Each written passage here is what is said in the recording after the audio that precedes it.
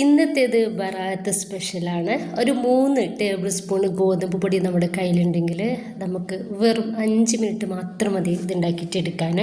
കൂടാതെ നല്ല ചൂടുള്ള ഒരു സമയത്ത് നമുക്ക് ശരീരവും വയറും ഒക്കെ തണുപ്പിക്കാൻ വേണ്ടിയിട്ടും ഈ ഒരു ഐറ്റം നല്ലതാണ്.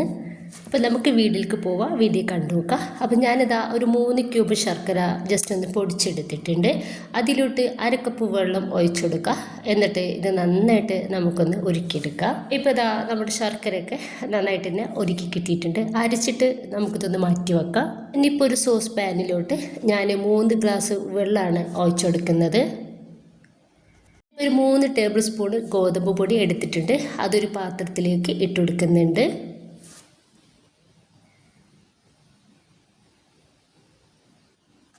ഇനി ഒരു 1/4 കപ്പ് വെള്ളം ഒഴിച്ചെടുത്തിട്ട് ഇത് നന്നായിട്ടൊന്ന് മിക്സ് ആക്കി എടുത്തിട്ടുണ്ട്. അത് നമുക്ക് ഈ ഒരു വെള്ളത്തിലേക്ക് ഒഴിച്ചെടുക്കാം.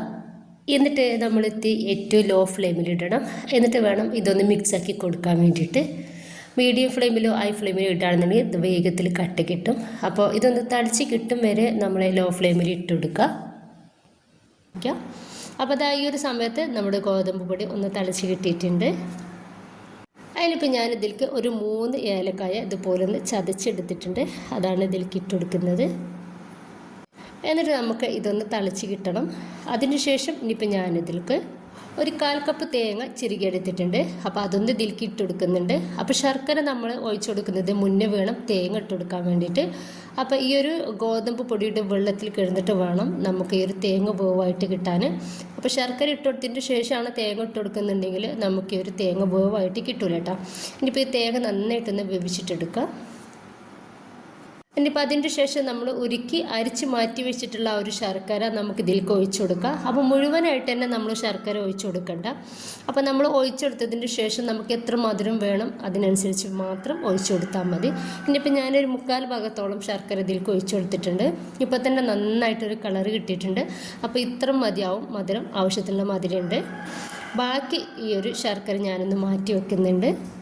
അതിനിപ്പോൾ ഈ ഒരു ശർക്കര ഒഴിച്ചു കൊടുത്തതിൻ്റെ ശേഷം നമുക്കിത് നന്നായിട്ട് ഒന്ന് തിളച്ച് കിട്ടിയാൽ മാത്രം മതി. അപ്പോൾ ഇത്രയേ ഉള്ളൂ. ഇനിയിപ്പോൾ നമുക്ക് ഇതൊന്ന് മാറ്റി വെക്കാം.